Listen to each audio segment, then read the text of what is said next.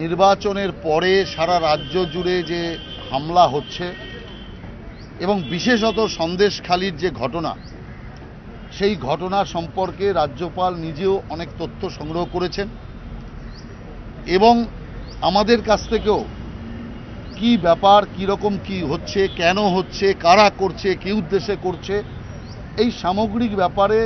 খোলাখুলি আমাদের সাথে তিনি মতবিনিময় করেছেন, আমাদের কাছ থেকে তিনি জানতে চেয়েছেন। এবং আমি যেটা মনে করছি যে বিকেলবেলা রাষ্ট্রপতি আসবেন এবং রাষ্ট্রপতির কাছে রাজ্যপাল এই সামগ্রিক পরিস্থিতির ব্যাখ্যা উনি রাষ্ট্রপতিকে দেবেন।